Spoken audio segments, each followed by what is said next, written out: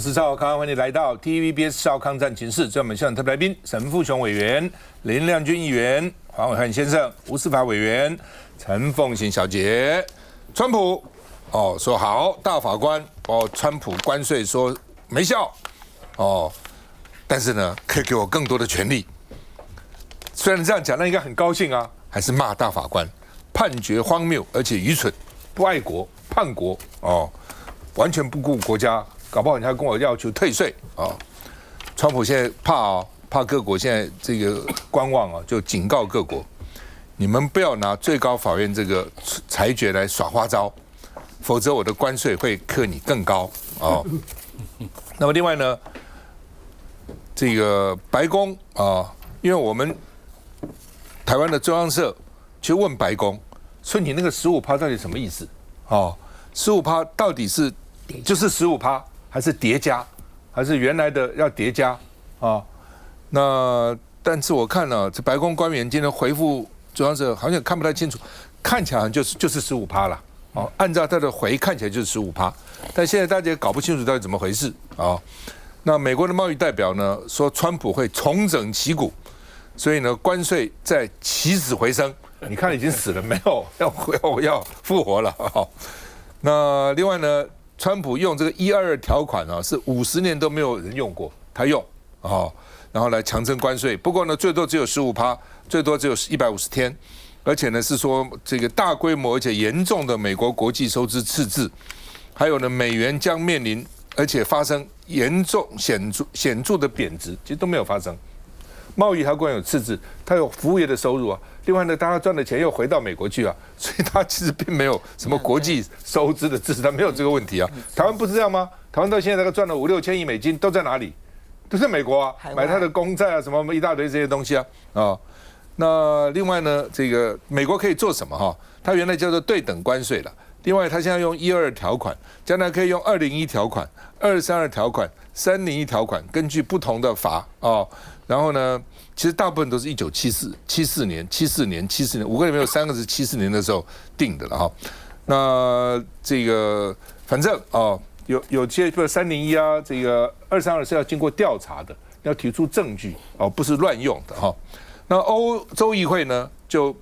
暂时停审了因为本来有些美国这个给欧洲比如说一些关税优惠，欧洲要给美国一些关税优惠，但现在美国现在这么乱，美国这搞不清楚怎么回事，所以现在停审了。欧洲原来就对美国很气尤其是这段时间，川普常常侮辱欧洲而且说他这个关税恐怕会违反贸易协议所以呢紧急喊卡，欧洲议会不开会了，不审看你美国自己搞清楚再说那另外呢，美国海关昨天宣布，今天正式停止收对等关税，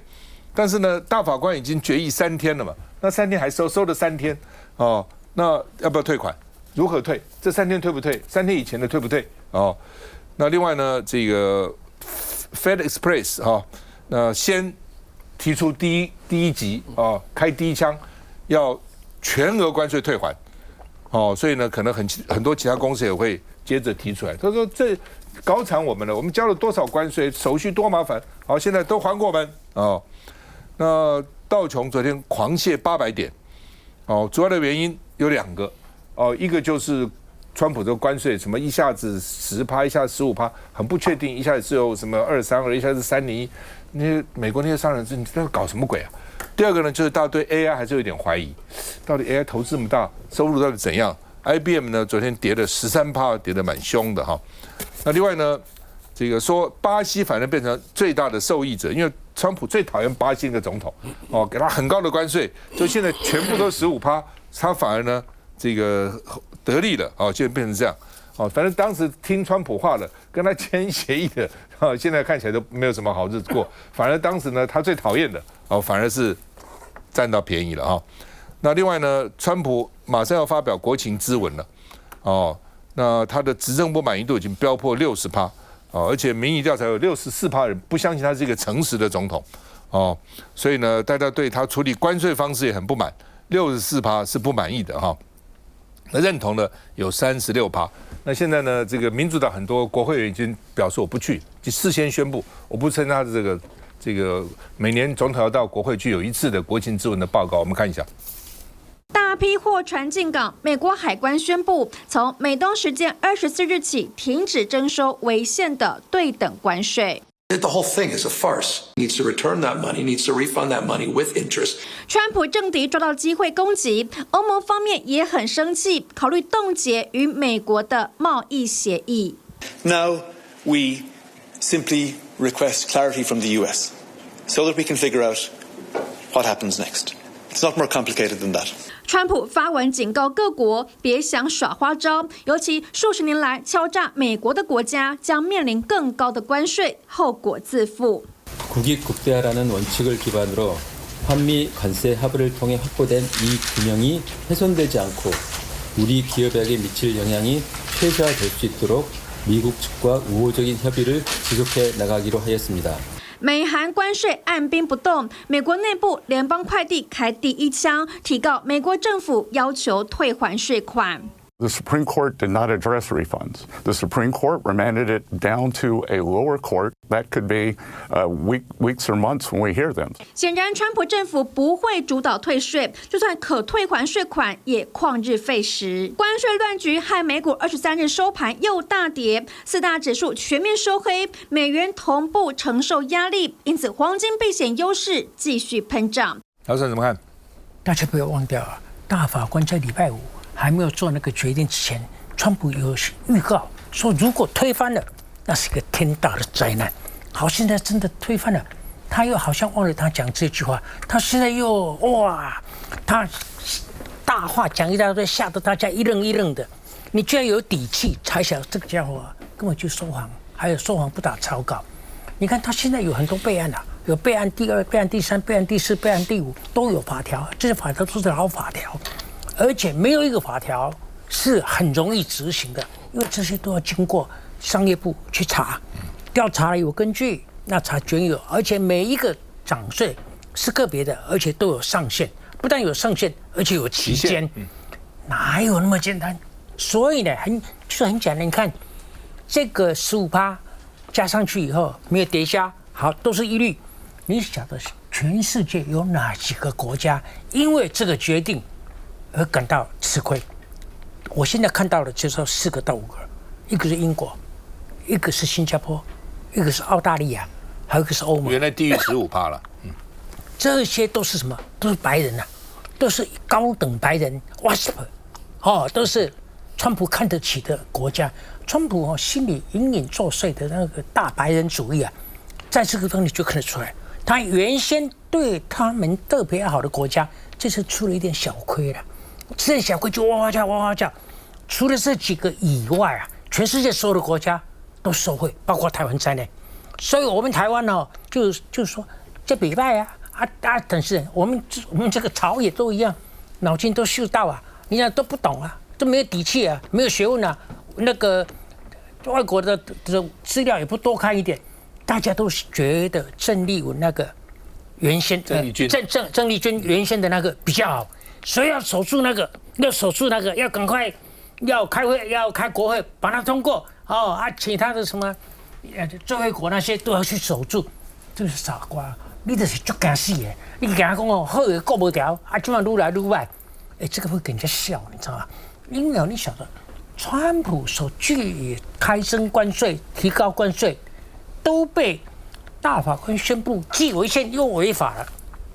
所以呢，这个是非常有效，这个是非常单刀直入、一切两断的。所以你看，连海关虽然慢了3天，还是要执行的，对不对？还是要执行的。这个不像国会的决定拖泥带水拖了一大堆，讲了一大堆理由。所以这个是对川普啊是非常大的打击。主持人，你记得我们春节以前，我曾经问过你。 问过在场的来宾说：“你们认为川普如果任期满了卸任，或者是提早下台，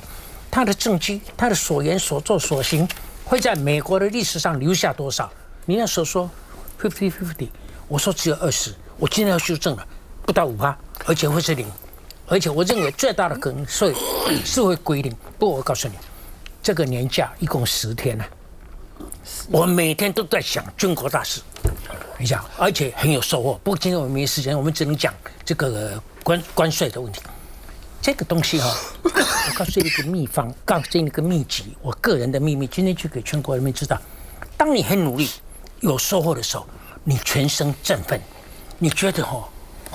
好像身体变好了，而且体力变好了，而且有一种回春的感觉，所以我不敢独占跟你共享。谢谢。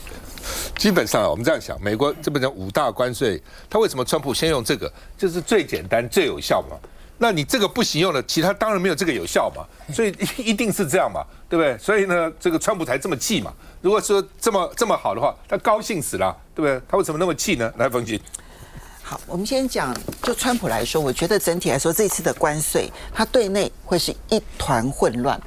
其实真正的问题会出在它内部。你现在看到呢，大概累计下来，各个律师事务所累计的对于川普政府的诉讼案大概1800件。这个现在还在快速的扩张当中，因为呢，所有美国的进口商，你只要缴了这个对等关税，你要求退税的话，前提是你必须诉讼，然后经由诉讼，然后经由法院的判决，然后地方政府再来请求退税，所以那个程序上面就是规定要有一连串的诉讼。那我们就可以想象得到，就是白宫这段期间他会打官司打个不停。那么不只是现在的这个对等关税，那大法官是说，这对等关税当中又没有授权你可以调高关税，所以不是有效的问题，而是说这个条文里头没有授权，那你居然调高关税了。好，那现在他引用122条，就贸易法122条，刚刚主持人特别提到说，它有一个前提，你必须要有重大的国际收支的问题。好，那我们当然知道说，美国是长期的贸易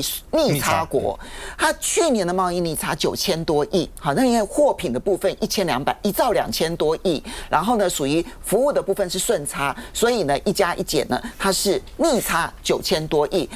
贸易逆差看起来很严重，可是并不是国际收支，因为我有贸易逆差，可是各国会来买美国公债，各国会来买美国的金融商品，结果呢，就是我买了各国的商品，然后各国呢来买我的金融商品，其实它的贸易是它的收支是平衡的，所以我不排除会有人针对122条再打官司，一定会有人告，而且一定会打到最高法院。那如果按照最高法院的现在，虽然说大法官的保守派是6位，自由派是3位，但是这里面保守派有很多是属于我们叫做文本主义，就是他非常计较那个条文里头有没有规定，条文不符合就是不符合。所以我觉得他122条款呢，到最后他不能使用的可能性也非常的高。好，那真正当然有威胁性的是后面232条款跟301条款。那232条款针对的是商品产业，而301条款针对的是国家。那这个部分我们其实最怕的是301条款。那232条款的话，坦白说，现在看起来，那么到最后的结果对台湾还不见得不利，因为232条款当中，我们的半导体，美国现在需要，所以它不会对半导体课税。那整体来说，最怕的是301条款。可是无论如何那我们就必须要回头检视。我觉得现在全世界很有趣没有任何一个国家敢开口说，那我跟你签的协议我就不要了，我们重谈。你说欧洲议会说我们现在拒绝审议，可是并不是说要重新谈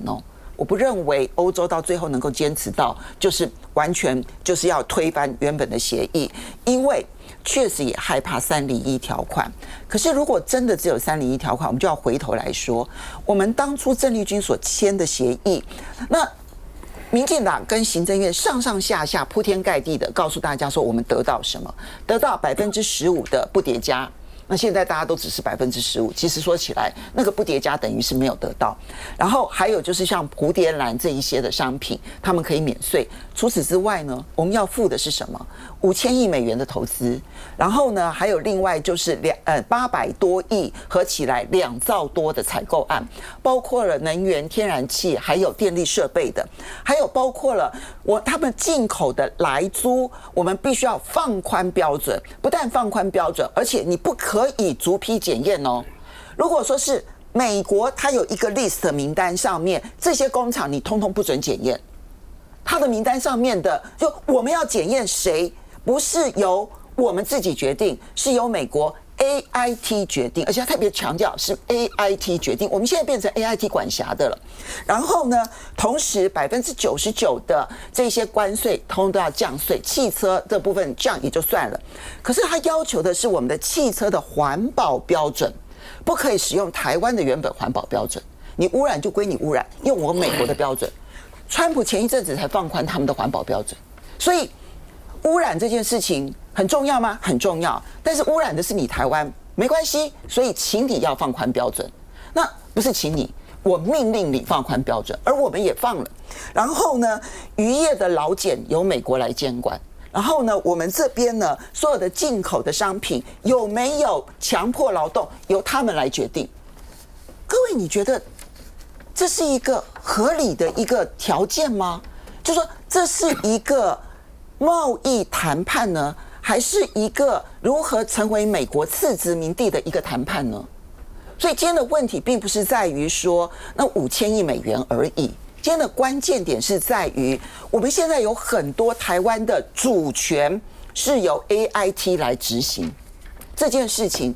各位真的觉得这个协议谈得好吗？那这个协议现在谈到成这个样子，大家面对川普，我不知道当初谈是基于贸易还是基于政治。如果是基于贸易，这是一个1000%的糟糕透顶的一个协议。如果是为了政治，那我们要问的是，那换取的是谁的政治利益？是赖清德个人的政治利益吗？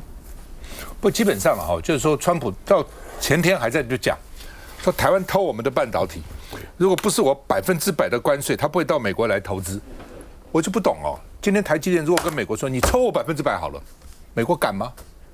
谁买美国？谁买台积电的东西？是谁买？黄仁辉啊 ，NVIDIA 说为什么今天美国 AI 大跌，台积电还涨这么多？没有每个公司都要用台积电的东西啦，你涨啊，到时候是谁倒霉？是谁付这个钱？台积电付吗？当然是美国进口商付嘛。你川普吹牛吹了半天，真的台积电是不好意思，台积电只是人家比较客气啦。你抽啊，100%你抽啊，你敢抽吗？抽的钱是我台积电付吗？但你美国人付啊，怎么是我付呢？就要再回来。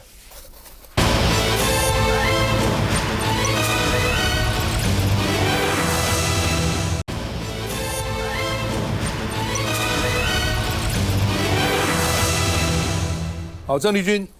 今天早上9点开记者会，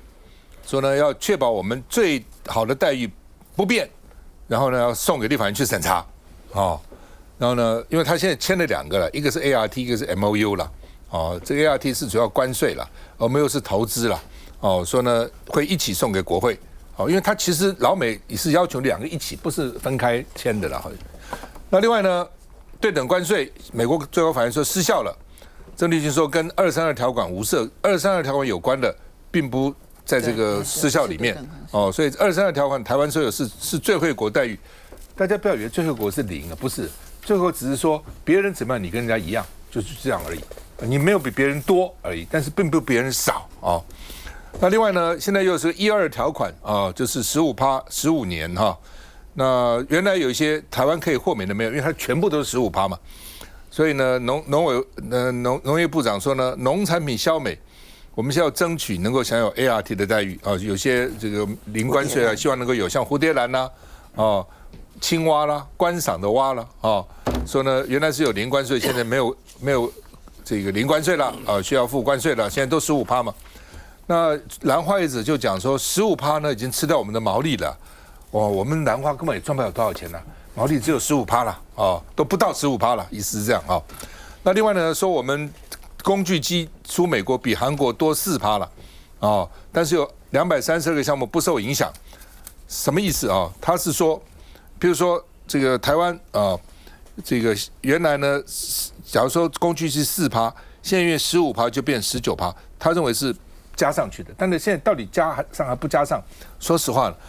没人搞清楚，美国自己也搞不清楚到底怎么回事所以要等美国搞清楚以后，我觉得再来分析可能比较确实一点了那德国也是原来4%加上15%、19%，我们算这样算的。日本呢，他们原来是2.6%加上15% 17.6%，韩国原来是0%，因为它跟美国有 FTA， 所以呢只有15%，就没有15%加0还是15%，就原来这个叫叠加了，把原来的要加上去所以呢，经济部就说我们会比日本、韩国高一点，因为日本的17.6，我们19，韩国15，我们19。但话说出来，你没有这15%以前，如果这个是确实的，原来你就比人家高啊，原来人家就 FTA 啊，你就是没有 FTA 啊，那另外呢，《金融时报》说，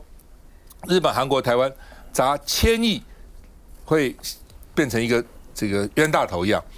因为呢搞了个半天，现在就全部15%了嘛，你好处在哪里？他们是认为你看不出来啊。今天台股收盘大涨927点，历史上第2大涨点。台积电一下涨了65块，到了1965。我说为什么？为什么有个 AI 股大跌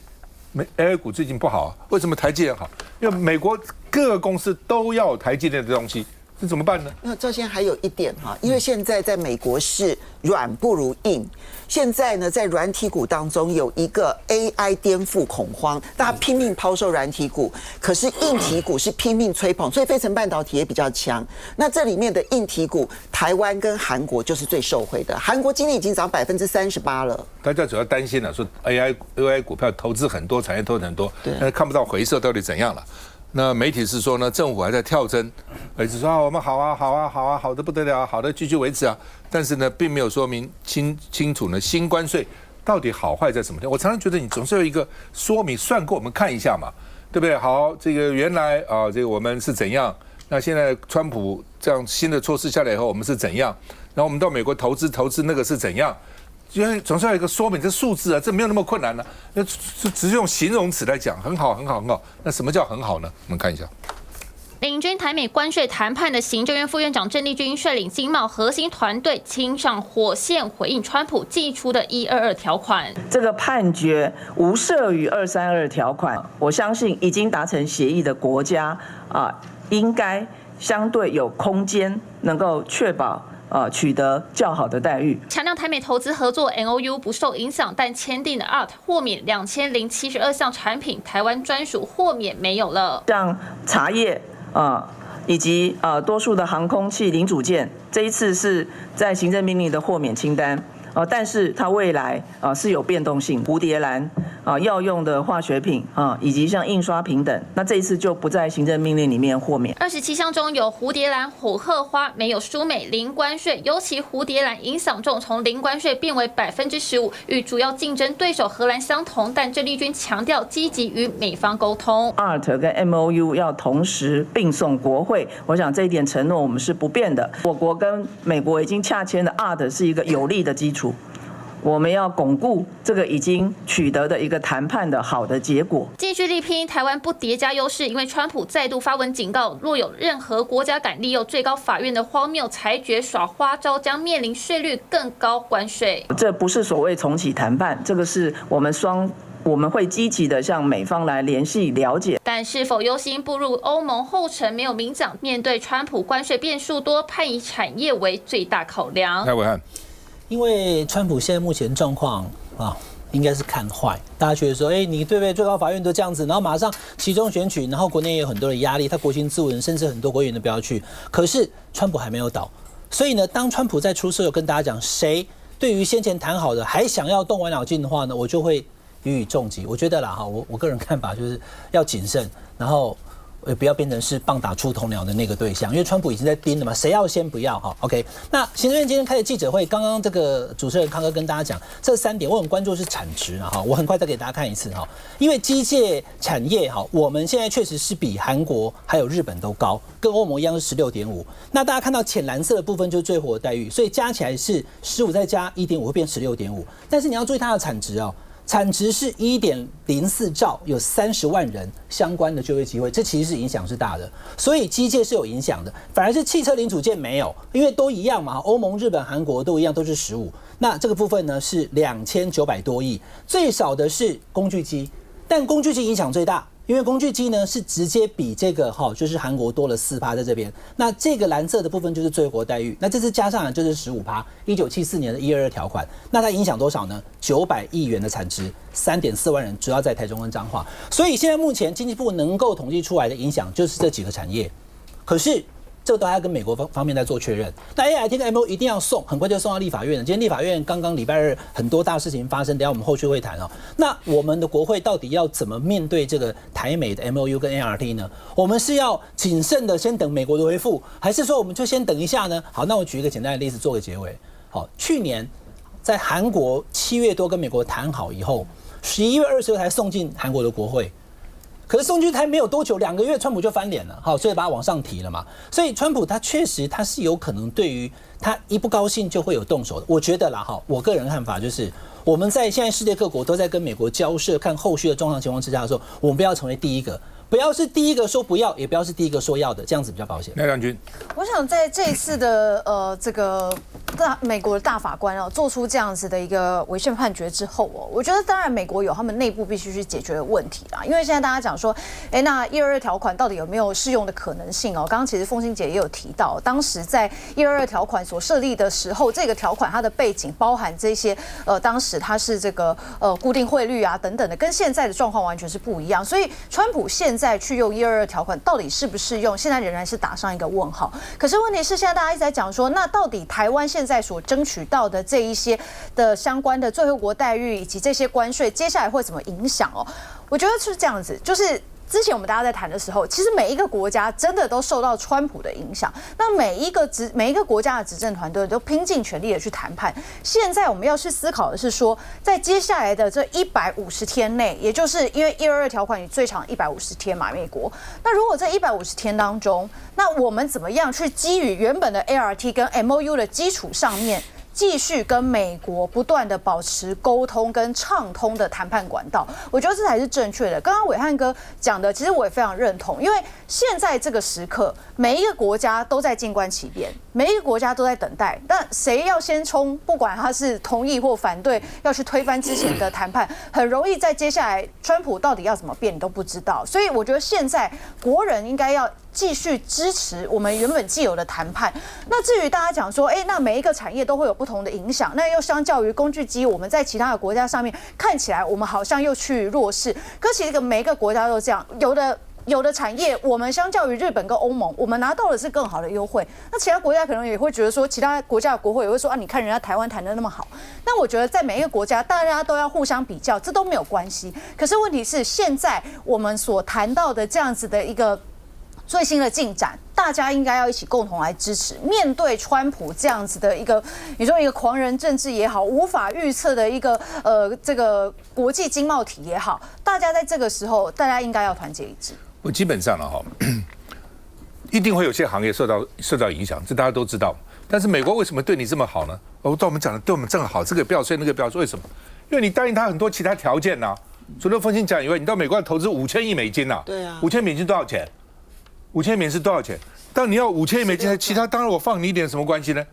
所以在目前这个情况下，你当然不能把5000亿去嘛。今天我在立法院，我也不会同意的啦。那拖是可以拖了，我怎么会就同意你呢？谁敢同意？5000亿美金呢？2500亿是直接要去的。台积电去，台积电没有这个压力，他会去吗？他要去，他早去了。而且台积电要不要去，他自己公司做决定啊，他有董事会啊，怎么叫你政府帮他做决定呢？今天你帮我台积电做什么决定？要不要去？我去啊！你帮我做了决定，2500亿去。另外这贷款什么